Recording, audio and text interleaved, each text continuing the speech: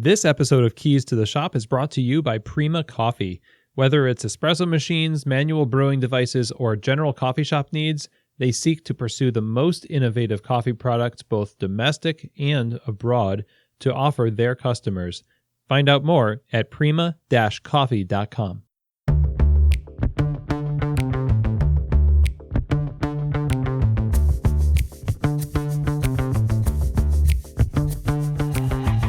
This is Keys to the Shop, episode number 23, where we get to talk with our new US Barista champion, Kyle Ramage. Well, hey everybody, and welcome to another episode of Keys to the Shop. My name is Chris DiFiorio. I'm your host, and this is a podcast where we are dedicated to giving you insights, inspiration, and the tools you need to grow as a coffee service professional. And the pinnacle of coffee service professionals, in a way, it just happened recently.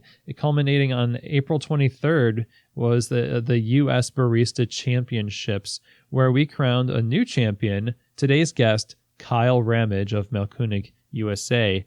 You know, I was watching the live stream. I couldn't be out there in Seattle, and it was so great to see his emotional reaction to this. It was knowing the amount of work that he put in to get to where he is right now.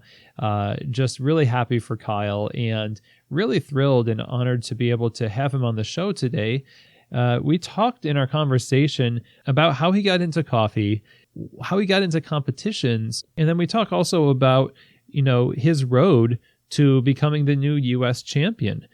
For every competitor, if you're a competitor listening to this right now, you know that nothing tests your mettle like doing a competition where you have to stay up late, spend hours and hours after work. You can't just quit your job and practice. You still have to have your job and practice. And it can be a very trying time. It can be very isolated. It can make you want to quit multiple tens of hundreds of times. I know I've been there when I was competing. And so everybody has a story of what they overcame. And today we get to hear Kyle's story about what he learned about himself, what he learned about coffee and the community, and his thoughts on, what is the future of coffee quality? What is the future of how we serve coffee and, hospitality and in what we do as baristas and what we do as coffee professionals? And just a great conversation. So I know you're going to have a great time listening. I'm going to get you right to the conversation now with the new U.S. Barista champion, Kyle Ramage. So Kyle Ramage of Mahlkonig USA and our new U.S. Barista champion 2017. Welcome to Keys to the Shop, man. Oh, thank you so much. It's a pleasure to be here. Big congratulations to you. It was such a great thing to see you come out victorious here, and just an emotional moment. I think we were all just like, wow, this is really great. How are you feeling right now? It's only been a few days since you've been crowned the new U.S. champion. Pretty amazing. It's actually my birthday today, so it's been hectic on top of hectic. Happy birthday. Thank you so much. Man, that is quite a kind of a birthday present. Quite. That's actually a funny story. Like, my wife asked me what to get me for my birthday, and I said, I just want to win the United States Barista Championship, kind of as a joke, because, I mean, that's really hard to do. Yeah. But she was really happy to be able to, be there with me for that. That's awesome. So that is a great story. I want to talk about your competition, some of the stuff in your routine that's just fascinating with frozen coffee and the message that you're sending with your competition routine. But I want to know a little bit about you. And you weren't always with Mahlkonig. How did you get your start in coffee, and what led you to the road you are on right now? So, I worked at a mom and pop kind of shop way back in the day, but I kind of didn't do coffee stuff for a real long time. I moved to North Carolina to go to Southeastern Seminary, which is a Baptist educational center in Raleigh, North Carolina, and I moved there and was drinking coffee in class one day, and a buddy was like, "Hey, my friend's opened up a coffee shop. You should chat with him." I was like, "Okay, great." So I started working with Jubala Coffee here in Raleigh, North Carolina. They have 2 locations now.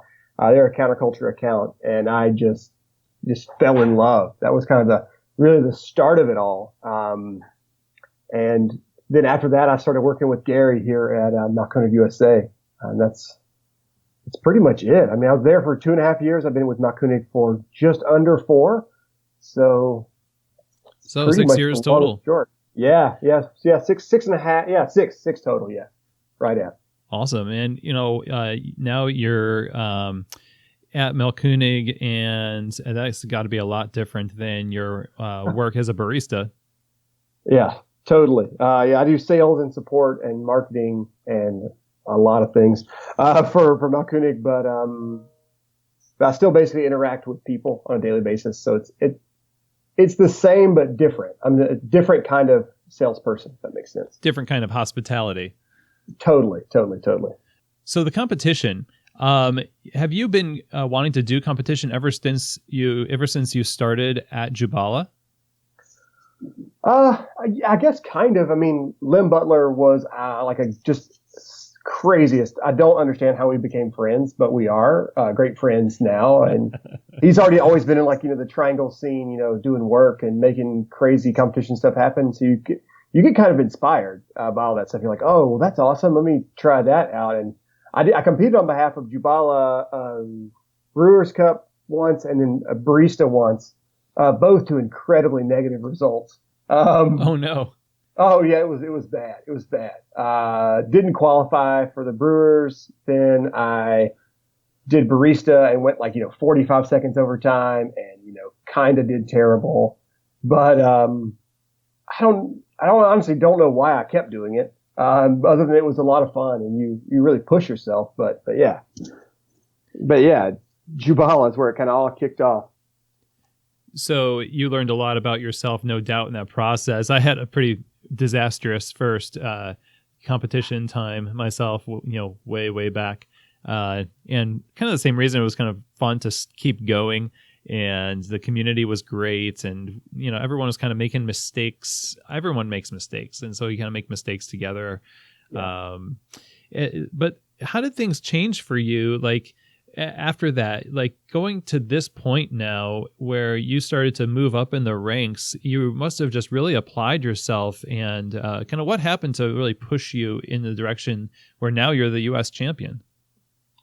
Oh man.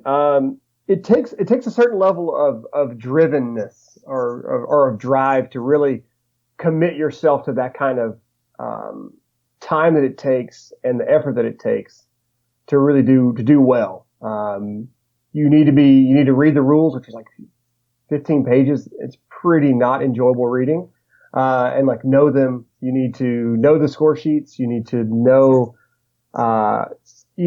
put time in at the espresso machine, not just making coffee, but making coffee the way that you need to make coffee for competition, and understanding that may be a little different than the way you make coffee in the cafe.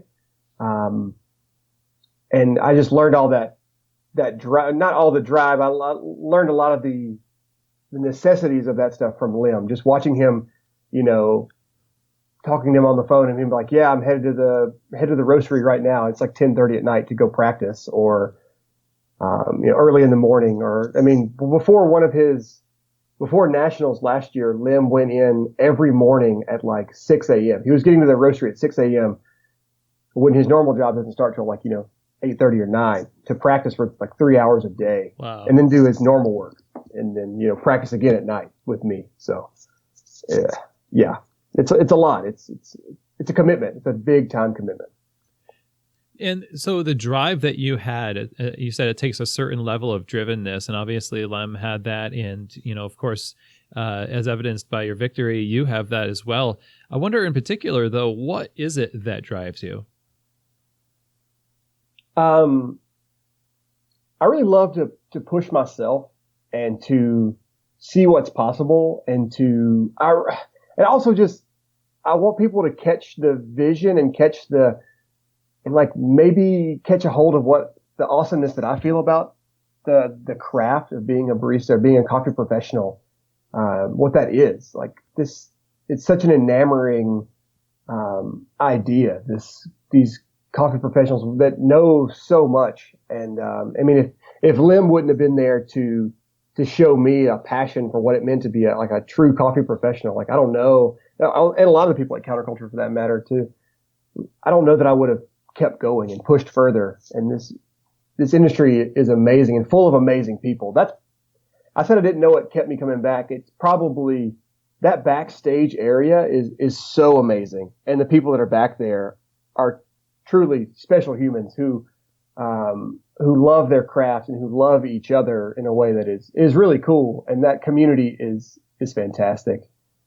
So I don't know. I hope I answered your question. I'm bad about not doing that.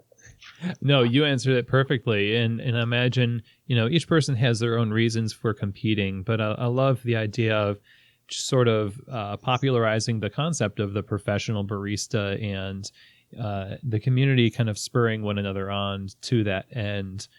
Let's talk about your routine here, because, our guest that we just have on Founder Friday on the 28th this month, Colin Harmon, one of the things, cool. one of the things that he was saying in our interview was that the challenge going forward with businesses and coffee is that back in the day, you used to be able to go to a shop and have this massive just epiphany because a coffee was so much better than anything you've ever had. But now it's, we have quality coffee so many places that the changes are kind of incremental. And as I was talking to Ryan Soder today, as he's back from Seattle, about this, he was mentioning that your routine is definitely one of those things that kind of takes an innovative look at what coffee can be. And it does make kind of a big step in the forward direction where those steps tend to be rare nowadays. Do you see it that way? Yes. Yeah, I guess yes and no. It's amazing. I'm glad that you brought that up about quality coffee kind of becoming more and more popular, which is fantastic. I think, high tide raises all boats, right? So, as we continue to elevate the level of what specialty coffee is, and then, quasi commodity or maybe second wave, however you want to classify that, as their quality increases, ours can as well. Does it make sense? Like, we can afford to do things that are more, because as their quality increases, their prices will increase also with that, right? And so then our prices will go up as well, and it will become a norm, right? You would never go into a bar and receive a glass of beer or wine for like $1.50. That's not a thing that really ever happens, except maybe some college towns, but whatever. Sure. Thirsty Thursday. Right. And that's where we hope that the industry gets to, right? Where you can make a real living as a barista, which is really tough. And which is honestly part of the reason why I had to leave the cafe, is that I couldn't make the money that I needed to live and have a house and pay my school debt and all those other things, right?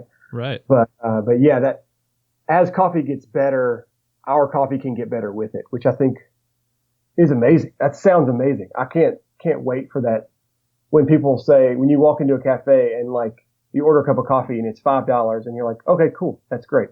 And that's not a problem, because that means we can pay our workers more. We can definitely pay the farmers more. And this can be like a real sustainable thing. Because I think coffee right now is like quasi-sustainable. Like we're making it by, but we're not paying people what they really need to live and thrive. That's why I think the majority of our best baristas, and it was shown pretty clearly by the competition, the majority of our best baristas don't work in the cafe on a regular basis. I think Sam Lewontin is like really the only person I know that competes regularly and works in the cafe regularly as well. I'm sure there are others. If you're out there, I'm sorry if I didn't.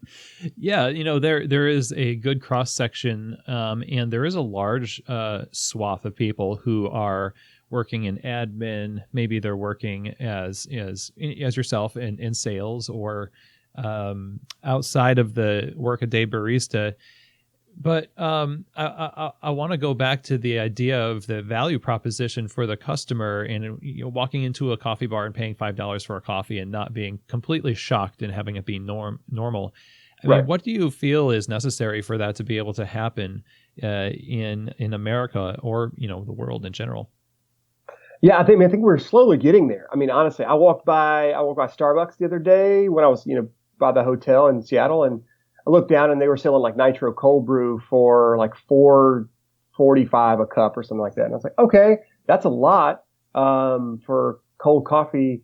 That's kind of intense. But then that got me thinking, like, okay, cool. We're working that direction. We're working to where we can not just make better margins, but pay. Hopefully, if ethically, we can pay people down the line significantly better through that value proposition as well. So and taste, that's my hope, you know. Yeah, absolutely. And mine too. The taste of the coffee is ultimately one of the major contributors to that. How you make people feel, of course, is a huge contributing factor, but the taste of the coffee too. And what you were able to do through this unique process of freezing your coffee and just using a really amazing coffee, first of all, and then treating it in an amazing way through this process of using dry ice to freeze it. I wonder if you could explain a little bit about what you did to coax more flavor out of a coffee that was already great to make it even better in the cup. Right. So I've always noticed that coffees that are roasted really light have really incredible like vibrancy and clarity and cleanliness, and they can be really sweet. They cannot be very sweet. They can be a little savory, and oftentimes they're pretty sour. I've noticed that, even with the EK43, which extracts a good bit higher than most other stuff, I've always noticed that. And so I was like, I've always thought about that. Like, I wonder if there's anything we could make a coffee that scores well on the cupping table also taste amazing on the competition stage, which is not usually the case, or what most people don't view it that way in espresso, which I've always been not on board with. So when I talked to Christopher Hendon, so Mahlkonig collaborated on that paper. One of my dear friends, Kristian Klatt, was working for Mahlkonig at the time and collaborated some with that paper. And then, of course, I read it. I'd met Chris a couple other times, just through random things. And he's an incredibly kind and gregarious and just awesome dude who's become my friend. And it's great to be able to call him that.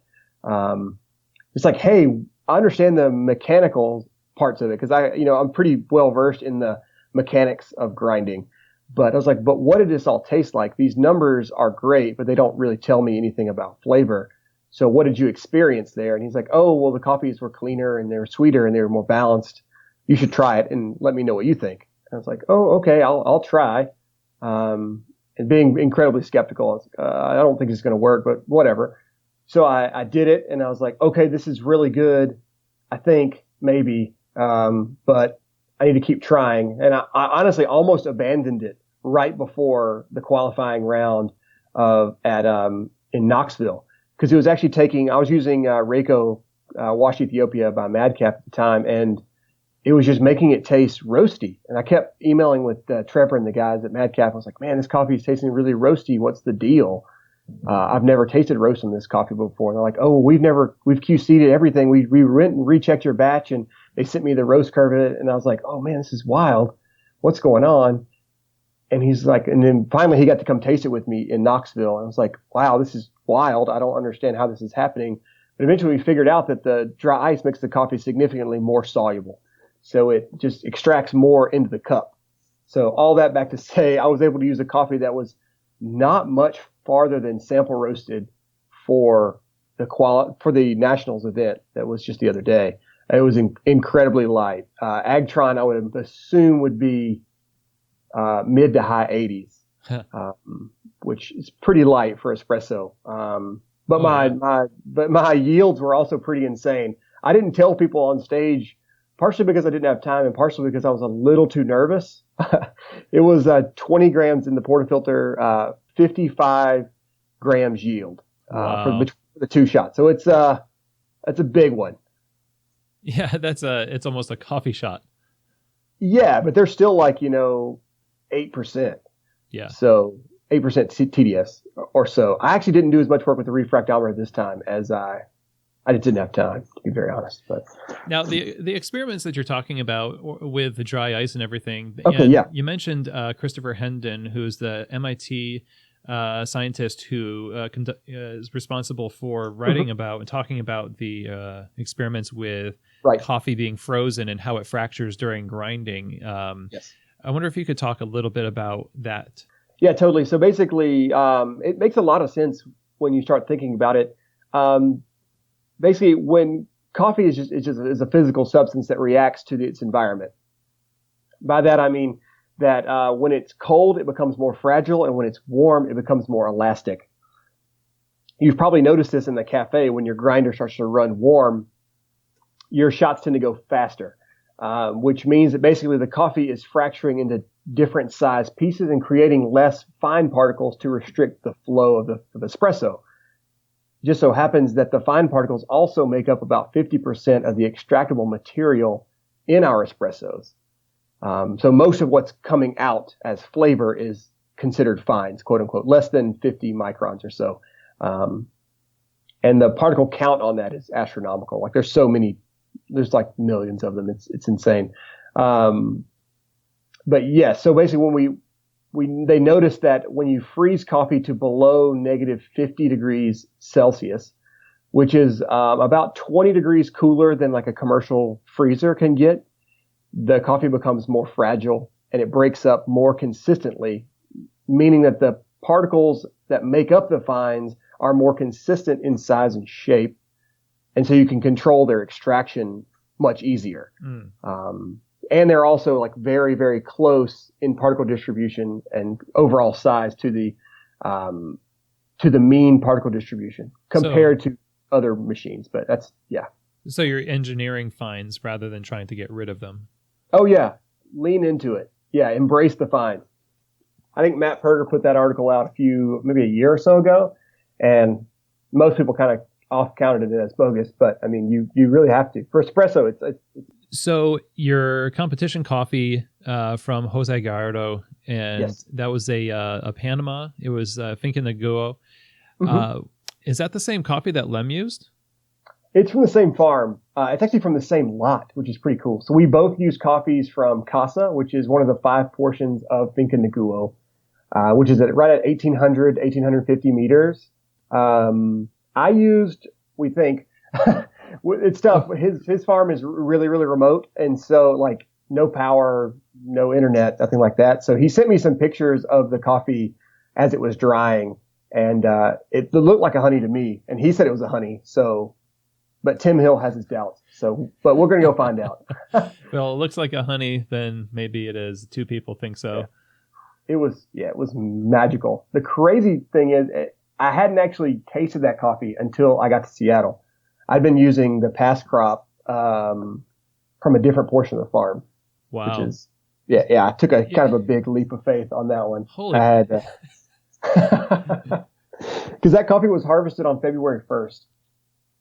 So there's a lot of outside the line type of things happening here. You got a cupping roast for your espresso at the finals. You got a coffee that you just started using in Seattle. So kind of living on the edge there. I tasted it once, but it wasn't frozen in Durham. And now for the free, you said below 50 degrees Celsius is when it starts to do this. You served it at, or you had it frozen at negative 79. Did you have to play with how frozen it was, or is it just all frozen at a certain point? Yeah, dry ice holds a fairly consistent temperature. Negative 79 is the lowest possible temperature for dry ice to exist. So, I mean, it was probably a degree or 2 above that, but I mean, it's hard to know those things. Mm-hmm. But yeah, basically you have to control the amount of ice you have in the freezer, the cooler. Basically, the more the better. Because if it starts to drop, the temperature starts to raise, your coffee doesn't extract as high. And the craziest thing is if coffee is only frozen to negative 32, which is the commercial freezer that we talked about, Celsius, it'll actually do the opposite of what it does when it's really frozen, like deep frozen. It will result in a coarser median particle size and be less consistent in particle distribution. So, yeah, you're kind of riding a fine line between making it taste great and totally screwing it up. So before we get to the next part in our conversation with our new U.S. Barista champion, Kyle Ramage, I wanted to take a minute to talk about our sponsor, Prima Coffee. Prima Coffee is a specialty coffee equipment supplier based out of Louisville, Kentucky. And from their inception, they've set out to make the best coffee brewing equipment available to the general public. And their focus is on curating the best equipment for every need. That goes from grinders, espresso machines, under-counter fridges, just a ton of gear for you to choose from at Prima Coffee. Anything you can think of, really.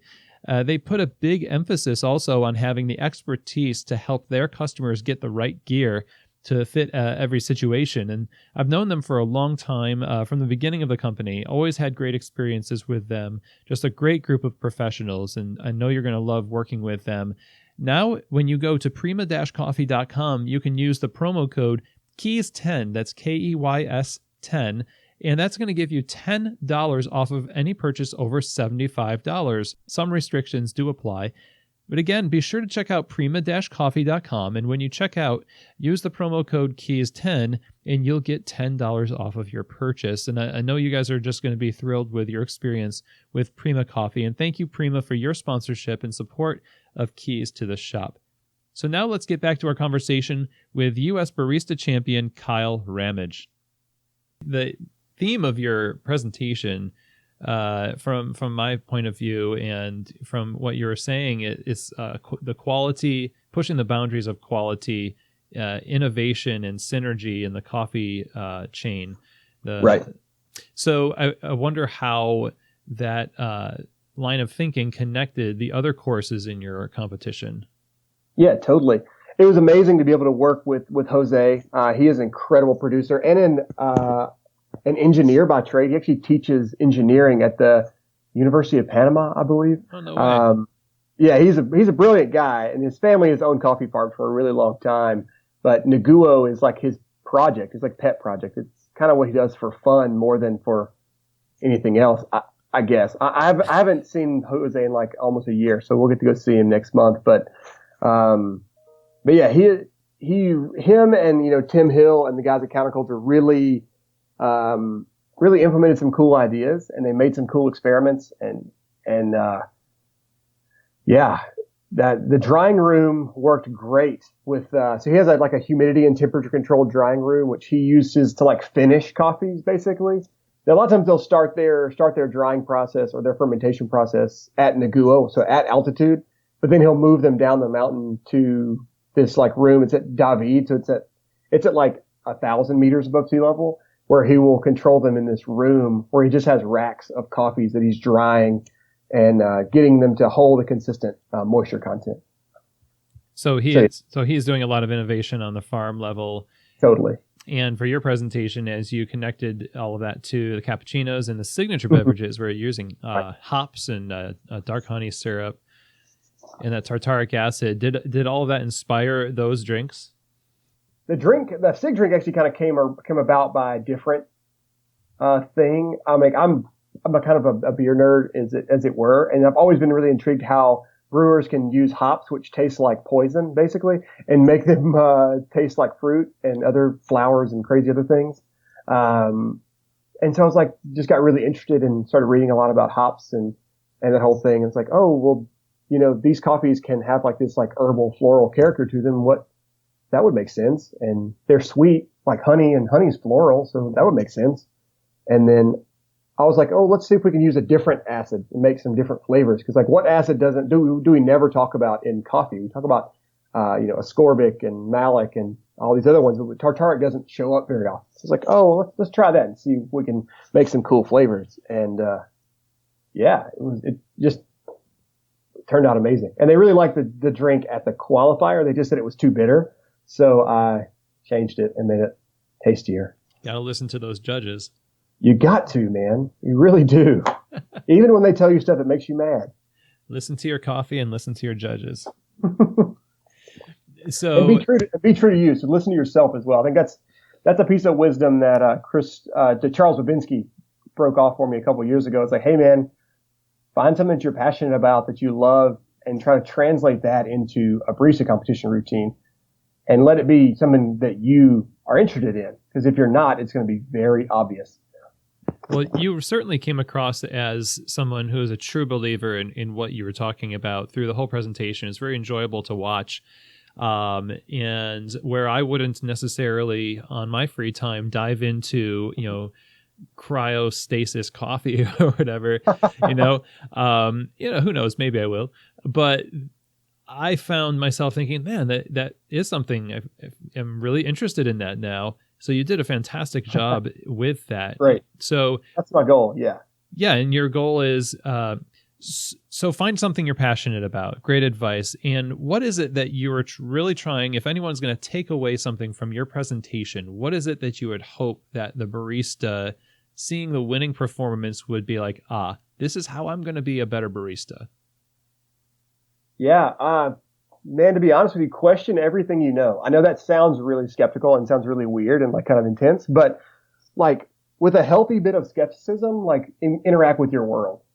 Because if you never ask questions about what's going on around you and you never make decisions on those thoughts that you have, then you're just another person. You're just like, you're just kind of going along.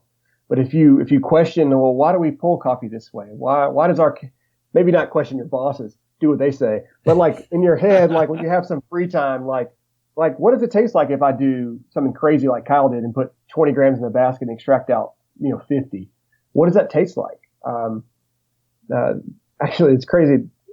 You're a sum of the people who are around you in a crazy way, right? So, Michael Harwood, who works for Ceremony Coffee up in Maryland, Baltimore, I think. No, somewhere like Annapolis. Yeah, he'd be upset with me if I said that wrong. But so in barista competition, like 4 years ago, that time I did really, really bad. It went 45 seconds over. He pulled his coffee at 19 grams in and like 42 out.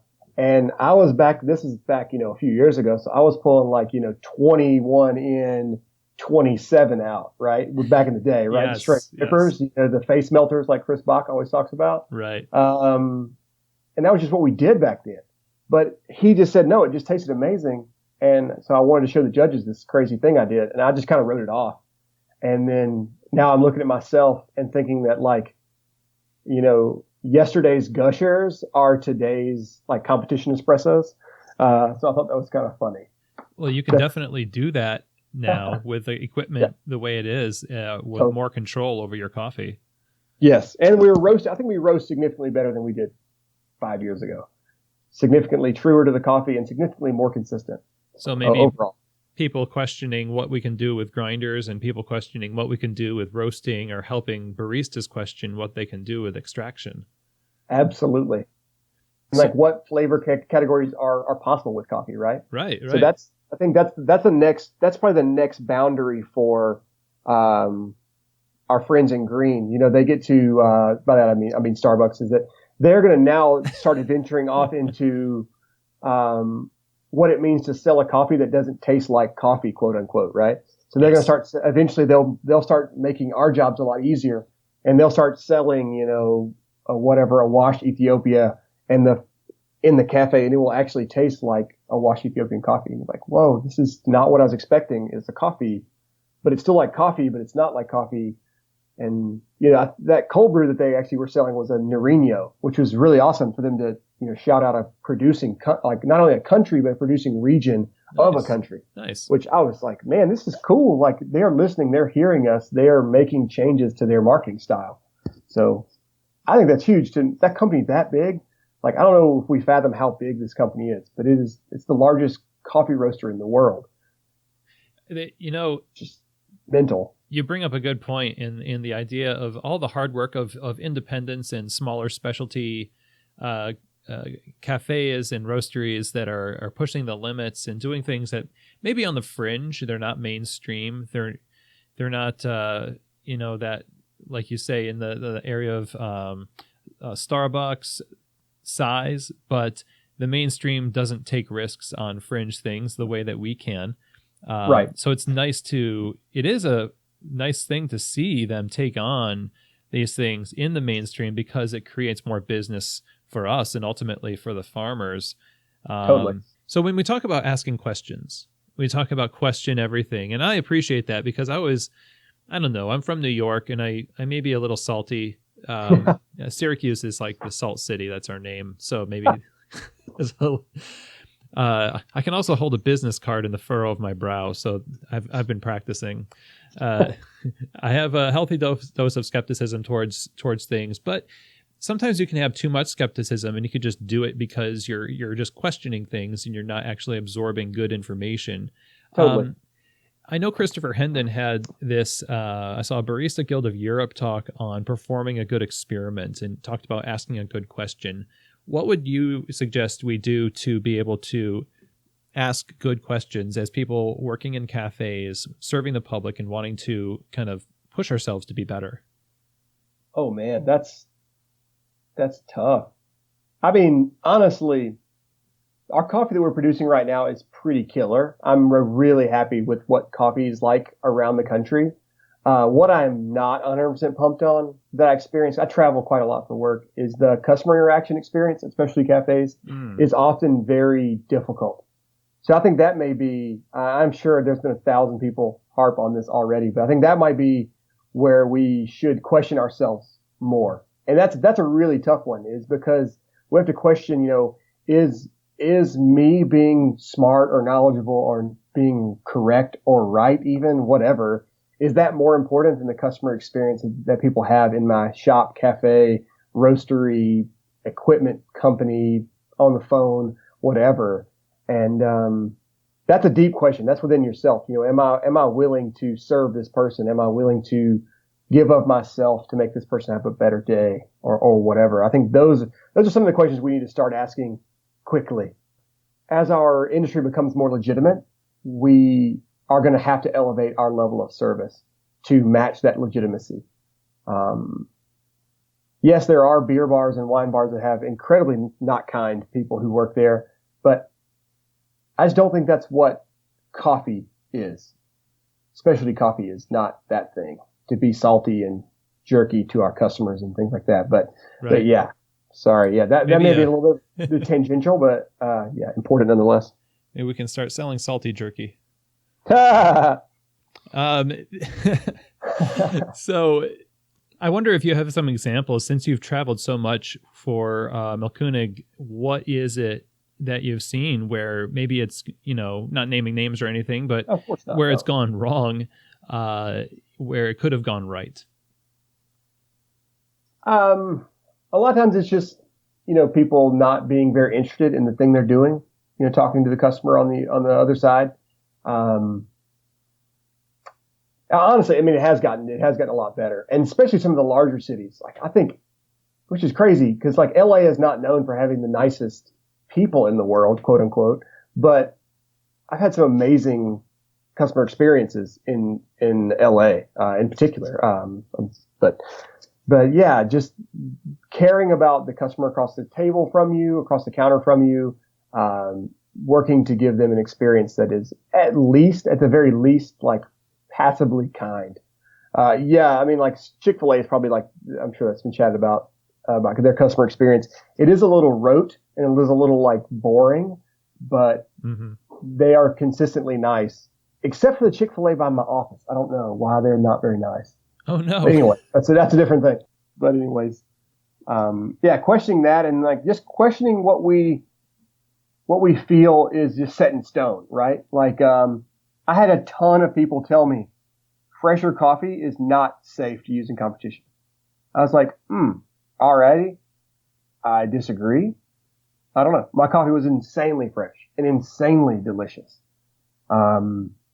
So I've had people tell me that. I've had people tell me that light roasted coffees are not good for competition. I did the exact opposite. I used the lightest coffee possible. The EK is not a good choice for coffee competition, coffee making. That makes coffee that tastes a certain way. I was like, no, I don't think you're right. So but then having humility enough to admit when you were wrong. Like, maybe I made some mistakes along the route, and but humility in questioning is probably the hardest, right?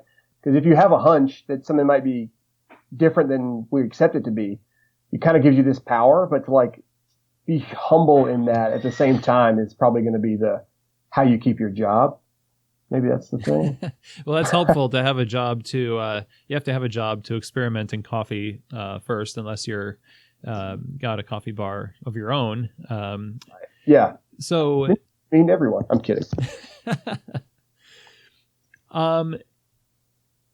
So humility in questioning, and also, people want different things from their coffee. So one person, can say EK is not what you want, and another person can say it is what I want. And both could be equally right, depending on what the result is that they would like to get from their coffee. Absolutely. Totally. So yeah, you do have to kind of take it with a grain of salt as you push the envelope and innovate things. And, maybe there's a risk of trying to solve a problem that's not really a problem. Yeah, totally. Absolutely. Yeah, the problem I solved is, the only thing about like my competition routine, people ask me like, well, what does this mean for like the cafe? I'm like, what I did in competition, dry ice freezing coffee to serve to people is not a functional reality. It's far too expensive and far too difficult and far too dangerous as it was for any cafe to really take under for more than a day or two. It would be a fun experiment to like let you see what's possible, but I mean, dry ice is $1 a pound and it disintegrates within a day.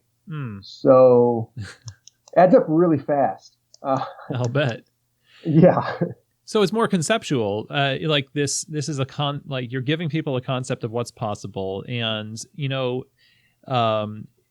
I just was listening to a podcast where the guest was talking about incremental change over time being, small changes over time lead to big changes. We all want to change something really big, but usually it's small decisions made over the course of time. Kind of the way you think about something that you're doing the same way. So if you can affect the way people think about what they're doing, you're giving them something that's meaningful for the cafe, whether it's implementable right away or not. So yeah, totally. That's cool. So now that you're the U.S. champion, are you going to go to Disney World? No, I've been to Disney World. I've never been to Disneyland, which I would much rather go to California. I'm going to Panama, which sounds pretty fun, and Brazil, which should be pretty chill as well. But no Disney World for the time being. But now you have to prepare for Worlds. I do have to do that. Yeah. There's that whole thing that every competitor has that I want to get through. And the consolation prize, if you don't get through, is you get to enjoy the rest of the conference a little because you don't have the pressure. But now you've got like the ultimate pressure of having to represent the United States, which is, I imagine, like an honor and terrifying at the same time. Yes, both those things. But I mean, it's crazy. I mean, I have an amazing team at my side to help. My boss, Gary, has been incredibly kind. Gary Horn. Gary is an incredibly kind guy. Oh my gosh, man. Above and beyond, truly above and beyond what it means to be a boss and a friend and a supporter and all those things. Of course, my wife surprised me on stage. That may be something we want to talk about. That was pretty fun. Lim Butler, the past U.S. Barista champion and fourth place in the world last year. So I'll have him tasting coffee with me. Chris is going to try to be in Korea. Kevin Bolin from St. Frank Coffee is going to try to be in Korea. Ben Putt, the Canadian Barista champion, third place the last 2 years in Worlds, is going to try to be there. He may be competing against me though. He can't make up his mind. I don't know. We'll see. No, it's a wild card. So what's this thing you're talking about with your wife? I think I had to get off the live stream last minute after the award was presented. Oh yeah, so in the semifinal round, my wife showed up and like as I was finishing, I was going to talk to Josh, and he just asked me a question about freezing coffee, and I see my wife who I thought was not there, who I thought was in North Carolina, working and doing things like that.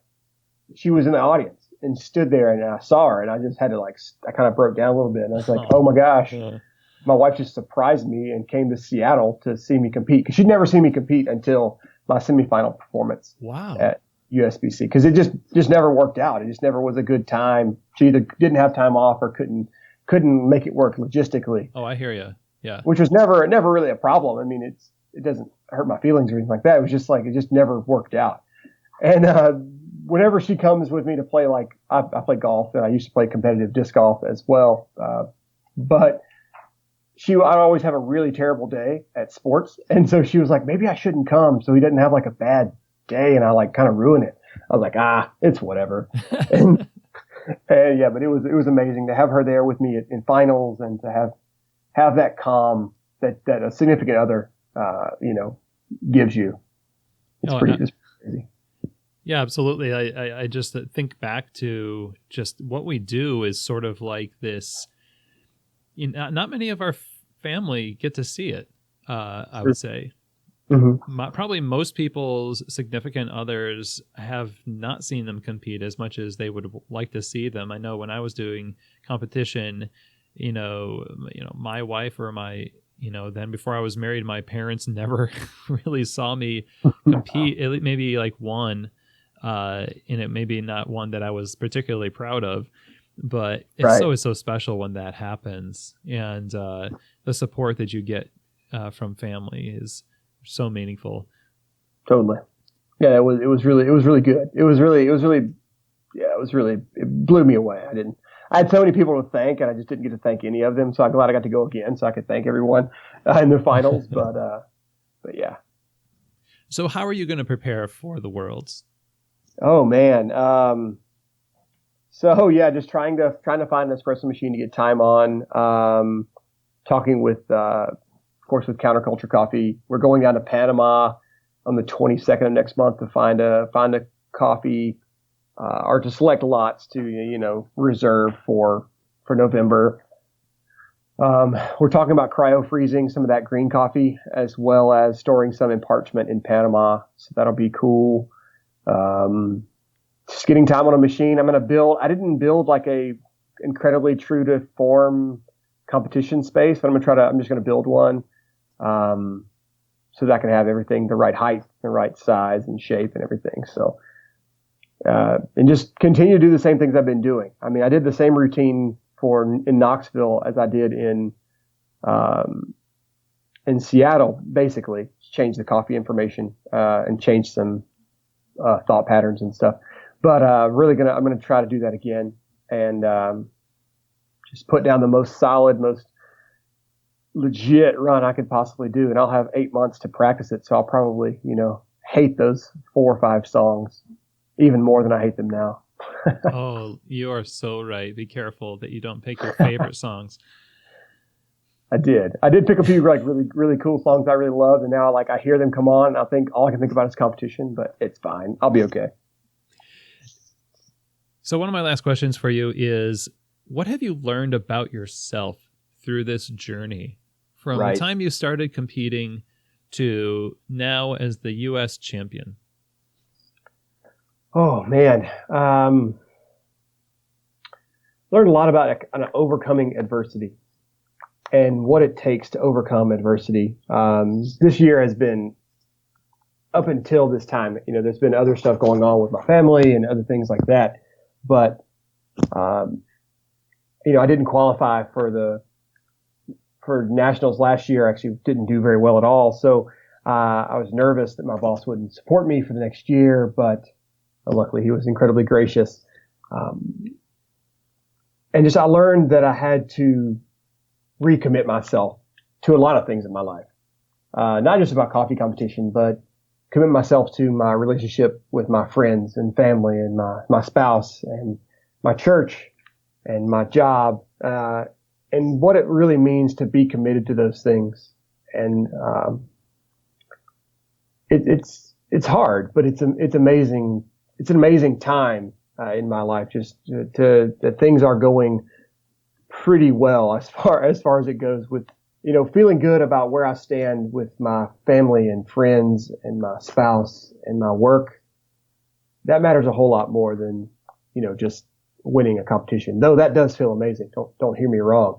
But my family and my friends and my spouse will last a lot longer than any coffee competition. So that's what I learned. That's great. That's kind of like the